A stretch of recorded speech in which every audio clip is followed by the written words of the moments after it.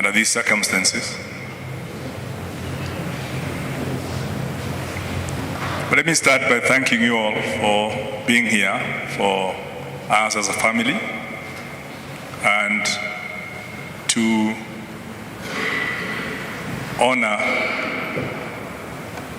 our departed wife, Lucy Consolata Wanjiru Muhinga, on her last journey. And it's so befitting that we are at the Consolata Shrine, which is also her second name.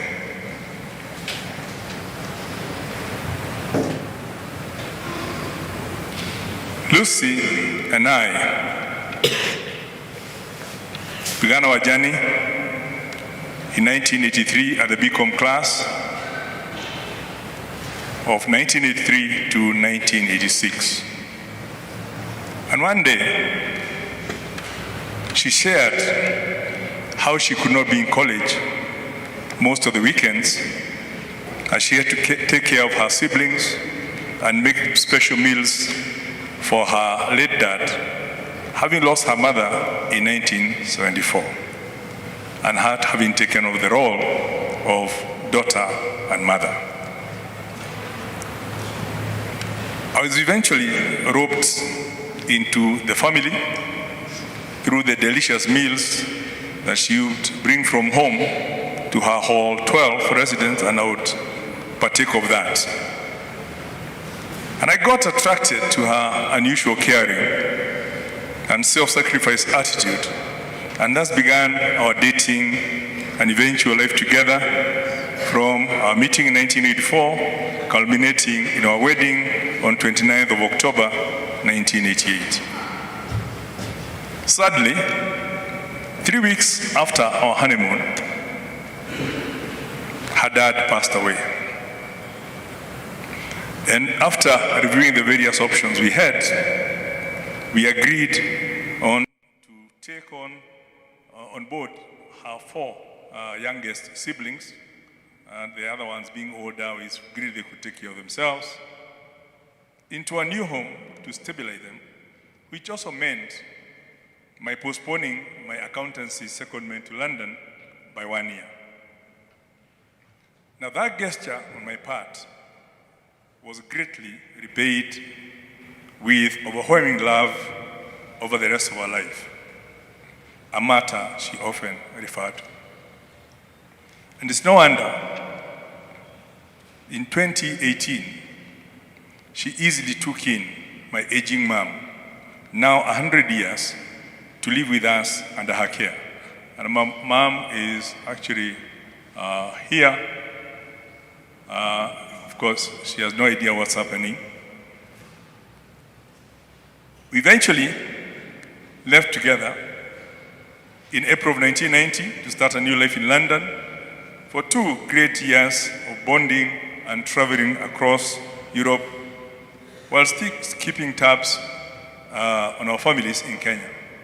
And since then, we've traveled the world together and been part of one another's life in various activities. You see one, you know the other one is in the neighborhood. I remember Lucy for many things over the last 40 years that I've known her. She was never moved by material things. Those who know her simplicity. She only put on makeup when our daughter insisted. In our entire married life, Lucy never operated a personal bank account. She preferred a joint account where all her income was deposited, and she trusted me with all the financial decisions. All she asked for is give me a bank card to do the shopping, top up my M-Pesa, and most of that shopping was basically household things. As Tabi has said, when we traveled, we'd agree that it's a shopping holiday. And Lucy and Tabi would go on for days. I know Tabi has said it's 2 to 3 hours. But times it will take 2-3 days. And after all that shopping, Lucy would only bring back some fancy items like her colored golf ball that you all know, and household items for us all to use. I would then conspire with Tabi to look where they had gone, to identify what items she had shown some interest into, and we would buy it secretly and surprise her in the hotel. And even then she would say, this one,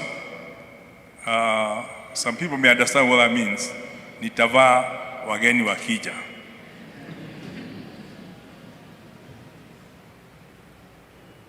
Lucy, however, loved handbags.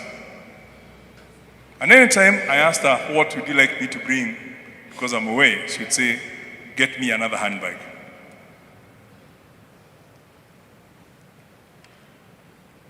And if she liked one, there was no choice.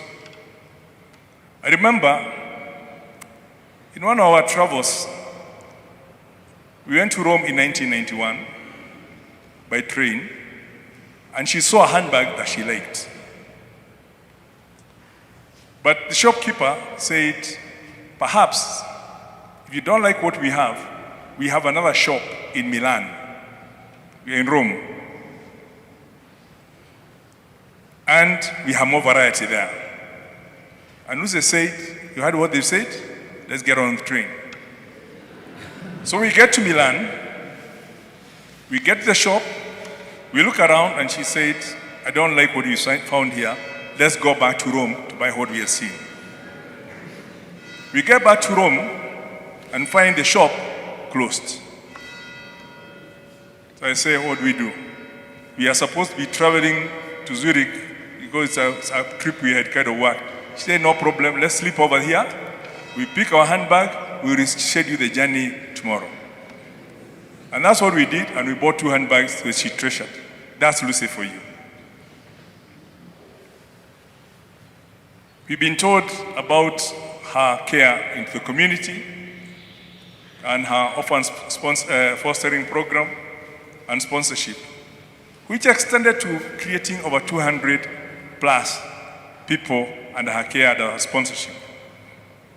And they fondly, up to now, refer to her as mom. So you can imagine at times our shock as men, when these kids come around and she's around and call me dad. And I'm like, hello, I don't quite. And she would enjoy the moment of my confusion, and then they say, no, this is one of ours. Lucy's passion for trees has been known by everyone. When we bought our plot in 1993, a half-an-acre plot in Runda, she said, can I plant a few trees so that by the time the house comes up, the trees will also have matured? I said, go ahead. She was working in the UN then, so it was near. By the time we went to now, plot the house with the architect, we found the whole plot was full of trees. And it took my late dad to convince her to cut some of those trees with the promise that he would allocate her a specific piece of land in Kipiperi to do her trees. I don't need to go through all the things she did in Kipiperi. We know she did over 600,000 trees, seedlings, and at 10,000 each, you can look at the local economy. We're talking about 6 billion invested through trees when they mature. And I think the first crop has already matured and people have had the benefit of it. I knew Lucy as a lady of utmost integrity.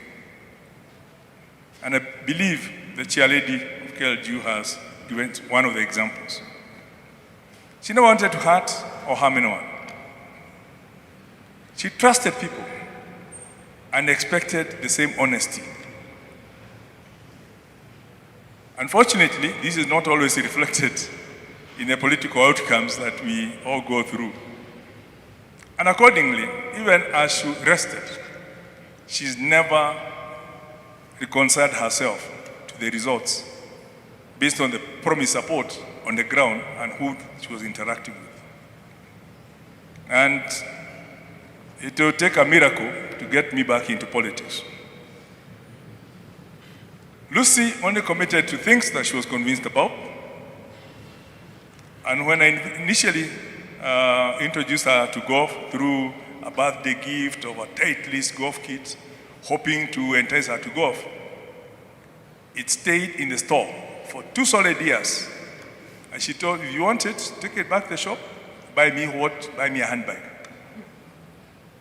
But I got very good ladies, and I see Virginia Murioki here and company.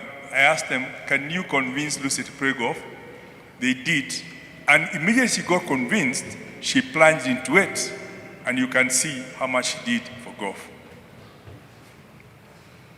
We know about her dancing, and thank Father John for playing her favorite song, Mafataro.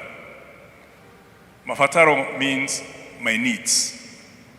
And every time it will be played, she will come to me and say, come, my Mafataro, let's go dance.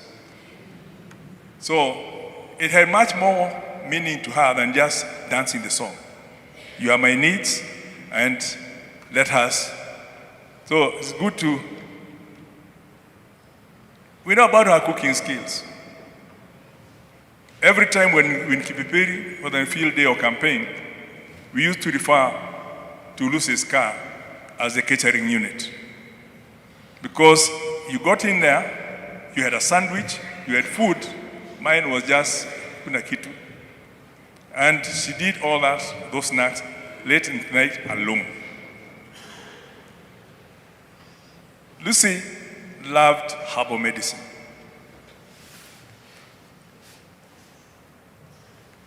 She researched and administered various doses of her herbal concoctions. And obviously, I was a prime guinea pig. If you sneezed, if you had food poisoning, if you were bruised, anything, she'd be there with something. Be it some spices, cocktail, some ground charcoal, some vinegar. You know, there was always something for a cure. And Philip Kinisu at home gave us an example of how he was cured at Vipingo by Lucy when he had a bruise and nobody was attending to it. Often, her treatments worked. Let me also mention, even when I was away, I know one time in Zimbabwe, one time in South Africa, when I had food poisoning, and I called her, she sent me a recipe to give to the chef on what to prepare for me to cure my tummy. And it worked. Now, often all these treatments worked, except, of course, the one that she tried to convert my gray hair into black. And after a week of patiently being applied on my head and being told to sleep for a few minutes and then it's uncovered, it didn't work. And obviously the second bit was because I'm allergic to honey, and she tried all manner of these because she believed honey is good, and she could not call me honey because I'm allergic to honey. So she got a beehive at our home to grow organic honey so that perhaps I'm allergic to other honey. But even after that, I didn't. And I believe after that, she's never harvested any more honey. We had our coded language. And Lucy thrived in getting names for different things. Be it our school, be it our dogs, she would always look for a name. And even everything we did. So for example, she would ask me, I'm going shopping. Have you finished your korikori? What's korikori? You know the shaking sound you get when the capsules in the... Have you finished your korikoris? Or in London, she would call the London underground a gaturu. Gaturu is a squirrel from the way it emerges. And there's only one person who knew about that. And since that day, my cousin who just came from the US yesterday, Nyambura, they started referring to another as Gasuru.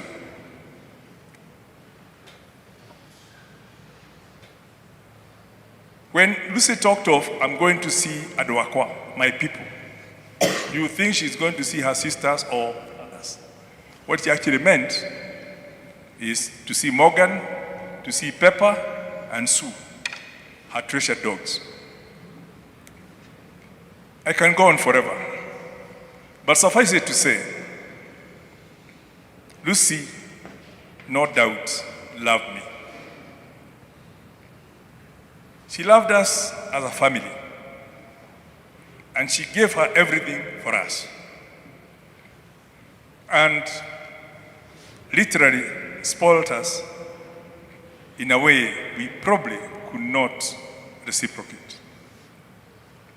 If there's anyone I was sure would take a bullet for me, it was Lucy. And she had one belief of protecting her family first, then sorting out those issues internally. It did not matter what I had done. First of all, get rid of the outsider, then sort out the internal issues internally. And that was the same thing with Maria, that was the same thing with Ron, and we've learned her love and her protection. I'll miss her dearly. I always love her, and I always thank God for having given her to me for the last 40 years. May her spirit live within us forever. Fare thee well, my love.